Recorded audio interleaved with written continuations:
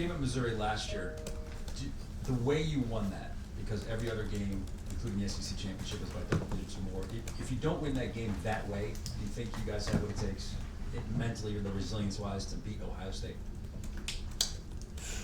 That's a great question. So I think ultimately you would like to believe that, of course you do, because it's the preparation that you put in throughout the off season, January, summer, even just some of the things you kind of deal with through life.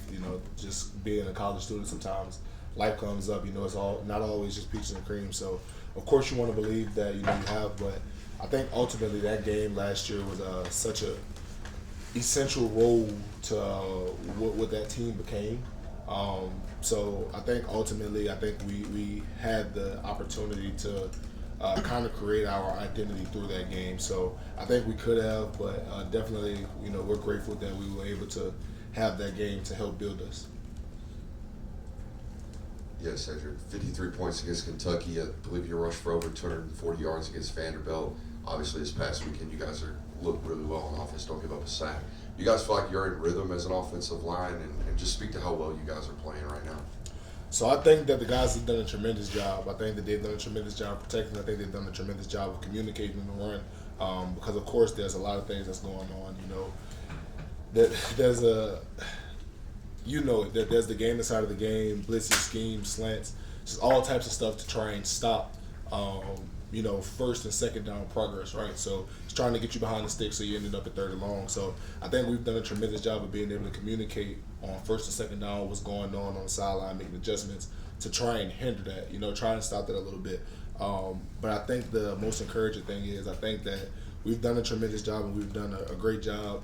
And I want to give my guys their flowers, but I think just being myself, I kind of look at some of the things that we aren't doing well and some of the things that we would like to clean up and some of the things that we want to be better at, to possibly have even a better product. So definitely grateful for the way that the Lord has allowed us to play so far, but definitely, I guess, conscious of some of the things that we have messed up and that we want to be able to fix. Quick follow-up, what are some of those things? So I think it just kind of depends. So I can start with myself personally. I think that for myself, there's times that I get caught in bad positions, right? So sometimes your eyes kind of lie to you. You kind of looking at a little bit too much. Maybe you're looking at a safety. You're supposed to be blocking this defensive lineman right in front of you. You're just trying to see if you need to make a call for the backside to try to see if you need to bypass this guy, just different things like that. And sometimes those things can get you in bad positions. So I think just some of those, I guess, maybe small things and just trying not to overcomplicate the game at times, I would say for myself. This is kind of along those same lines as an offense overall, but was there any sort of relief on the part of everybody in the offensive team meeting room in terms of what you were able to do against Florida, knowing that you were having to make that adjustment with Brock out and all that kind of stuff, Ladd? So is there some confidence and belief that came with what y'all were able to do last week? So I think ultimately we are very grateful for what we were able to do last week. I think Florida has a great defense. They presented a lot of challenges. I know some third downs, there was literally like 7 guys just walking around the ball, no idea what's going on. So I think they're a great defense. I think they do an amazing job. But ultimately we have to get back to work. We can't bring any of those points with us to Missouri. That won't help us this week, what we've done in the past. So I think it's just being humble enough to understand that you may have had a I guess relatively good game, but ultimately it's time to get back to work. Sedrick, what did you see from Lawson against Florida and just the progress he's made over the course of his freshman year? So I think I've seen the same thing that I saw really just in fall camp. He was a guy that when you first saw him, he kind of pops, he kind of flashes to you that guy would be a good player if he continues to work and just stay true to who he is. I was really impressed by what he was able to do. I don't think he played perfect, but what I do think is I think he gave tremendous effort. I think he knew what he was doing, and I think that he was always in the right position to be able to make those plays. And that's really half the battle when it comes to football, is being able to know what to do and being in those positions too, possibly be able to make those plays. So I think Lucky is a tremendous player, and I'm really happy for what I've seen from him. You're a veteran, been around, played a lot of big games. What is the mindset? There's this Georgia standard, and it's about you guys and nothing else. But yet everybody that's on your schedule wants to take their shot. Number one, 2-time defending national champion. So just the mindset of preparing that every week. Missouri's coming in highly ranked, and just, you know they're gonna give you their best shot. Just your mindset of preparing for that. So I think the first thing is taking all of that out, right? Taking away the previous championships, taking away the previous games won, all of that. And I think when you break it down to who Missouri is as a team, they're a great football team. So seeing some things on them, haven't had a chance to fully break down their film yet. But, of course, being a fan of football, you watch and you look, and you just kind of pay attention. And they have an amazing football team. They're doing some amazing things on offense, on defense. They're creating a lot of havoc. They really like to bring a lot of cover zero and different things like that to create some of those issues for the offense. So I think they're a great team. And when you take away all of the previous accolades and all of that stuff, you have to break it down to it's us versus them. And that's just kind of the bottom line. It's just understanding your opponent, understanding what they're trying to do, and having the level of respect for them that they deserve, because they've been a tremendous team this year, and they will continue to be a tremendous team because they're a great team. So I think it's just understanding that none of that stuff can come with you. It's having, the humility to understand that this is who this team is, and you have to accept the challenge and be able to go out there and execute at your highest level as well. Yeah, Carson had let it be known after the game that, the Florida game meant a little bit more to him being from Jacksonville. He was a little bit more excited going into that. But having seen him, over the course of the game and then after the game and around the facility, obviously, what have you seen since then from him in terms of, getting back to being the usual Carson Beck in terms of leading this team? After the Florida game? Yeah. He's the same guy. Of course, the night after the game, you want to enjoy it, right? So in the locker room, super ecstatic, excited, just really taking in the moment. But I think there's kind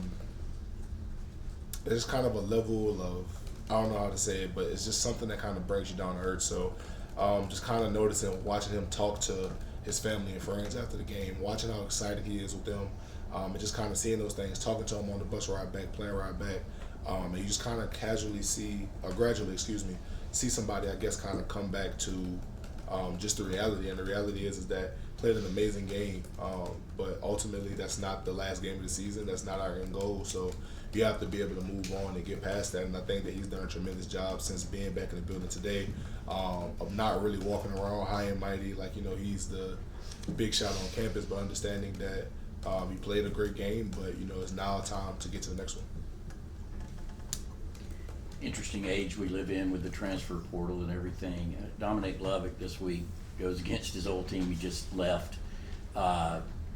Two questions, what have been your observations of just Dom overall, how he's fit in and being part of this team now? And then have you talked to him? Do you sense anything with him getting ready, being particularly excited about playing his old team?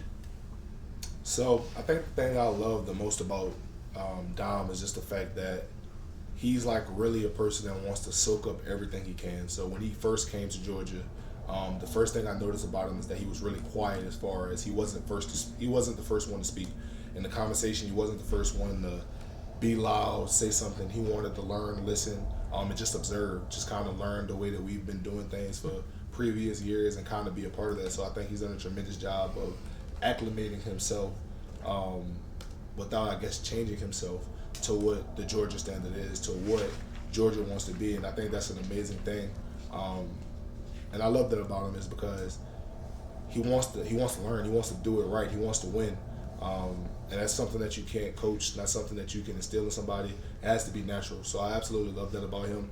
But I'm sure, he wants to play well in this game with this being his old team. But ultimately, I do know Dom, and I do know that winning the game is more important to him than anything. So if he has to play the game and he gets 0 receptions, 0 targets, whatever it may be, but we win the game, I know Six will be happy.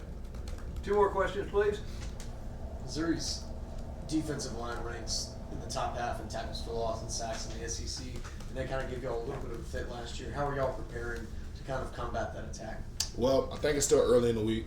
Definitely haven't had the chance to go out there and practice against it a little bit, so I can't give you all of that yet. But one thing I can say is that we're definitely aware of how good those guys are. That they're a tremendous team. Just watching some of the games on TV, you can see some of the havoc and pressure that they're able to create.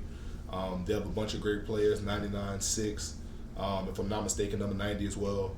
All of these guys create a lot of havoc, and they do some great things for them. So it's just understanding that those guys have been the heartbeat of their defense. That's been the way that they've been able to kind of dominate. So I think it's just understanding what they are there for, and just kind of understanding through film and different things like that, ways to try and I guess minimize their effect.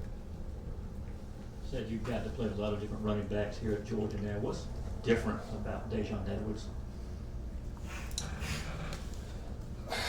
So I think 30, since day one, has had a very unique running style in the sense of he's very patient, but he also has a very unique burst to him, if that makes sense. So he's patient in the sense of he's not just going to hit the first hole that he sees and just hit it 20 miles an hour. That's not him. But what he will do is he'll be patient. He'll let blocks develop. He'll help set those blocks up even.